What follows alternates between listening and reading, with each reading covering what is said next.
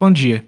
As referências bibliográficas e o artigo de origem do editor estão acessíveis na descrição no vídeo. Se você deseja apoiar a disseminação do conhecimento científico, convido você a assinar este canal do YouTube. É grátis. Além disso, por favor, você pode clicar no polegar apontando para cima. Bradford Hill foi um dos grandes nomes dos campos da epidemiologia e estatística médica. Em meados do século XX, com outro grande, Richard Doe, Bradford Hill iniciou estudos epidemiológicos que deveriam ser altamente influentes ao revelar a ligação causal entre tabagismo e câncer de pulmão. No entanto, esse vínculo não foi aceito sem uma batalha, e os oponentes de uma interpretação direta de causa e efeito da associação epidemiológica incluíram notáveis o 200 Bull 200 como o eminente estatístico Ronald Fisher. O debate estimulou Bradford Hill a considerar em alguma profundidade como os resultados dos estudos epidemiológicos deveriam ser interpretados, e isso levou à publicação em 1965 em Anais da Royal Society of Medicine de seu artigo seminal sobre associação e causa. Para marcar o 50º aniversário da publicação deste artigo de referência, é reproduzido nesta edição do Journal of the Royal Society of Medicine. O artigo de Bradford Hill em 1965 é notável, cheio de ideias. Ele propõe 9 diretrizes, muitas vezes referidas erroneamente como critérios, que Bradford Hill deixou claro que não estavam contra o qual uma associação estatística encontrada em um estudo epidemiológico pode ser julgado sobre se uma interpretação causal é razoável ou não.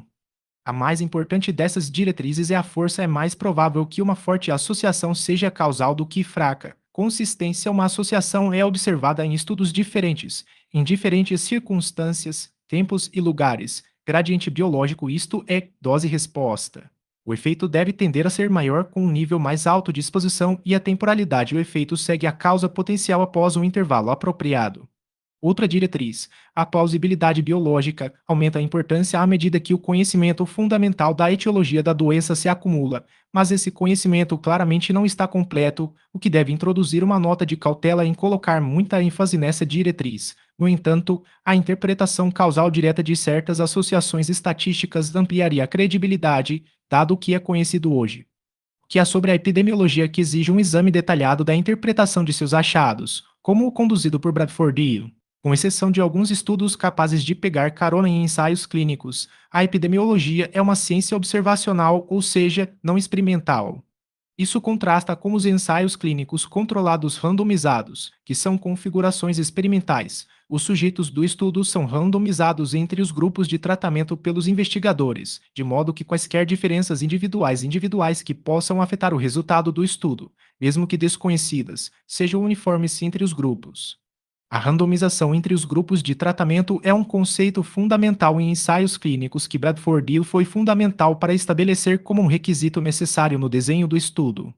Na epidemiologia observacional, a randomização dos indivíduos do estudo entre os grupos, digamos, diferentes níveis de exposição à fumaça do tabaco não é possível porque estudos nos quais as pessoas são deliberadamente expostas a substâncias potencialmente nocivas sem uma perspectiva realista de benefício pessoal são antiéticos.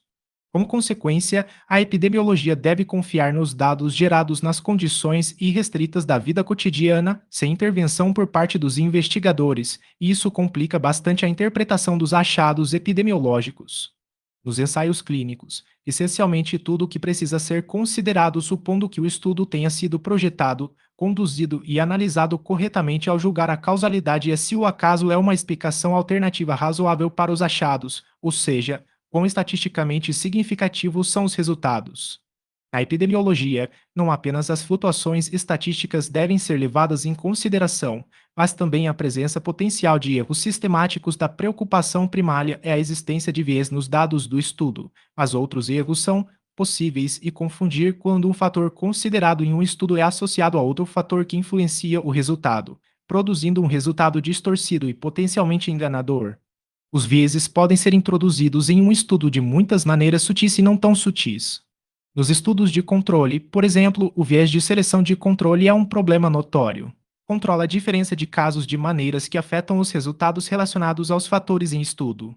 Confuso como uma explicação credível é sempre difícil se não impossível de eliminar completamente, porque mesmo quando fatores de confusão potencialmente importantes como o tabagismo são reconhecidos e o ajuste por sua presença tentada, permanece o espectro de influências estranhas desconhecidas que se escondem em segundo plano. Assim, é mais incomum um estudo epidemiológico gerar achados que, por si só, podem ser considerados como demonstrando inequivocamente uma relação de causa e efeito. É provável que uma desconfiança inerente de estudos não experimentais tenha sido uma razão material da razão subjacente ao questionamento de Ronald Fisher inicialmente, pelo menos de uma interpretação causal direta da associação entre tabagismo e câncer de pulmão. Bradford pede que os epidemiologistas questionem cuidadosamente as evidências disponíveis sobre se uma interpretação causal de uma associação é razoável ou se uma explicação alternativa não é apenas possível, mas talvez provável. Ele resume a situação assim: nenhum dos meus 9 pontos de vista pode trazer evidências indiscutíveis a favor ou contra a hipótese de causa e eficiência, e nenhuma pode ser necessária como uma qua não. O que eles podem fazer, com maior ou menos força, é nos ajudar a decidir a questão fundamental. Existe alguma outra maneira de explicar o conjunto de fatos diante de nós? Existe alguma outra resposta de maneira igual ou mais, provavelmente da causa e efeito? Nenhum teste formal de significado pode responder a essas perguntas. Tais testes podem e devem nos lembrar dos efeitos que o jogo de acaso pode criar, e eles nos instruirão na provável magnitude desses efeitos. Além disso, eles não contribuem para a prova de nossa hipótese. O que Bradford Hill produziu foi uma estrutura para uma abordagem estruturada para a interpretação dos achados epidemiológicos. Observe o que ele diz sobre o papel do significado estatístico. Resultados altamente significativos nos dizem que é improvável que o acaso tenha produzido a associação, pelo menos, não por conta própria, mas isso está longe de demonstrar um relacionamento de causa e eficiência. De fato, um resultado extremamente significativo pode indicar um link causal, mas poderia muito bem ter sido gerado por viés S nos dados do estudo ou outra fonte de erro sistemático e deve atuar como um estímulo para examinar a possibilidade de explicações alternativas com mais intensidade. É bastante compreensível que os epidemiologistas desejem encontrar algo importante sobre a causa da doença e a saúde pública ou ocupacional, mas há uma obrigação de tentar se afastar de um estudo e tentar fazer uma avaliação imparcial do impacto potencial do viés e da confusão em seus resultados. Isso não é fácil, pois é mais incomum que os dados observacionais estejam livres de qualquer fonte de viés. É uma questão de saber se os investigadores podem julgar desapaixonadamente o grau de influência que pode ser atribuído ao viés, mas, no final, isso pode ser melhor para a revisão independente.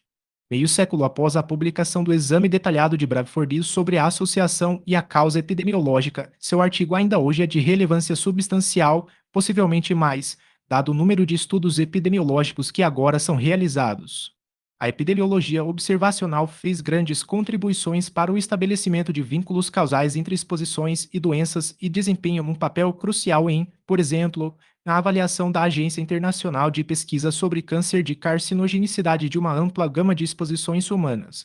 Mas os achados positivos dos estudos epidemiológicos muitas vezes se mostraram controversos e transitórios, levando ao ceticismo, se não ao cinismo.